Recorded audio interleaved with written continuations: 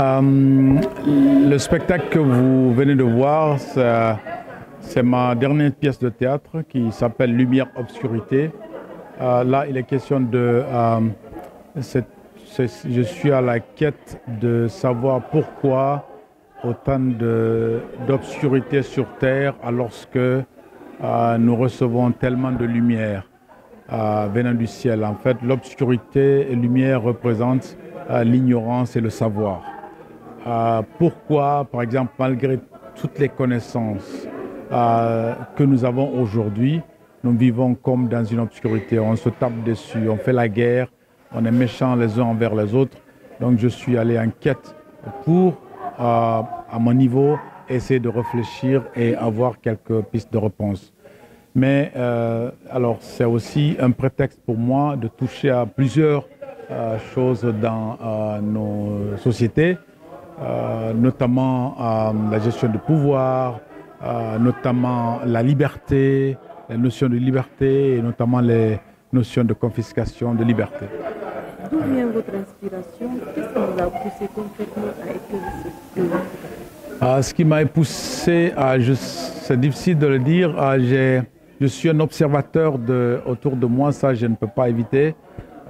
Mes trois premières pièces sont dans la même trame. Par exemple, cette pièce, j'ai vécu avec dans ma tête, je peux dire, plus de 5 ans. J'ai toujours eu envie d'écrire sur ce thème. Finalement, j'ai eu le temps, la possibilité de le faire. Et comme je vous ai dit, l'inspiration, c'est... je n'ai jamais compris que même parfois des gens assez intelligents, des gens assez cultivés puissent poser des actes aussi dangereux, aussi... méchant, aussi mauvais, qui va à l'encontre même de ce qu'eux, ils ont appris. Alors c'est ce que j'appelle la lumière-obscurité. C'est-à-dire qu'on a la lumière, on a appris, on connaît quelque chose, mais on va poser des actes qui sont du domaine de l'ignorance. Vous verrez quelqu'un qui a, par exemple, très bien étudié le droit, mais qui va rendre un mauvais jugement. Vous allez avoir quelqu'un qui a bien étudié certaines choses, la comptabilité, mais qui, dans sa comptabilité, va bidouiller, va faire des mauvais choix. Donc, pour moi, j'appelle ça de la lumière-obscurité. C'est-à-dire qu'il y a cette dualité en vous. Vous connaissez la vérité, vous avez appris, vous connaissez, mais vous allez quand même faire quelque chose qui est contraire à ce que vous avez appris.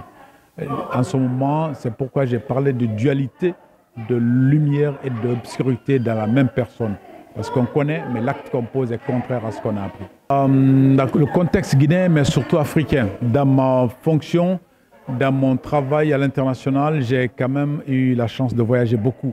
Je peux vous dire que j'ai presque fait le tour du monde, de tous les continents. Je crois que ce n'est pas une réalité guinéenne seulement cette méchanceté. Vous allez dans d'autres pays, le Guinéen m'a dit, le Guinéen est méchant. Quand vous allez en Côte d'Ivoire, ils diront l'Ivoirien est méchant. Quand vous allez au Burkina, c'est la même chose partout. Quand j'écris, c'est vrai que j'ai la Guinée en background dans ma tête, mais quand j'écris, j'ai envie que mes écrits soient utilisables partout, surtout en Afrique. Oui, j'invite sincèrement en Guinée, je pense qu'on a besoin de paix, je pense qu'on a besoin de tranquillité. Je pense qu'on a besoin d'évoluer parce que c'est vrai que nous venons de loin pour ceux qui sont de ma génération et le Guinéen a maintenant besoin d'un peu plus de bonheur. Vous avez parlé d'un sujet concernant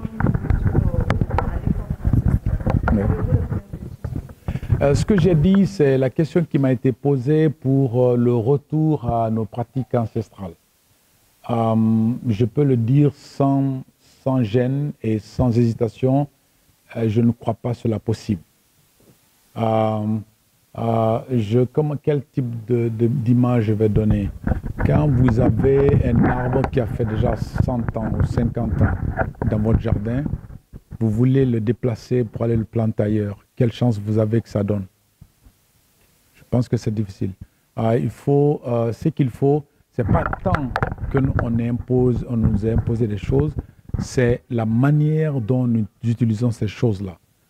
Alors, par exemple, nos églises et nos mosquées peuvent être des puissants lieux d'orientation positive des gens, puisque les gens y adhèrent déjà, puisque les gens y croient.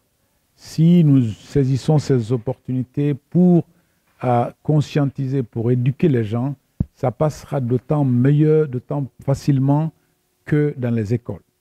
Quand c'est la période de prière ici, les gens, leurs boutiques, vous les voyez, ils vivent de ça.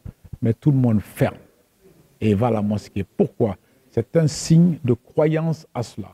Si on arrive à utiliser ce vecteur pour inculquer le bien dans la tête des gens, il me semble que ça devrait y aller. Mais sincèrement, je le dis sans gêne et sans hésitation, je ne crois pas à ce discours de retour en arrière. Je ne crois pas que ça a marché.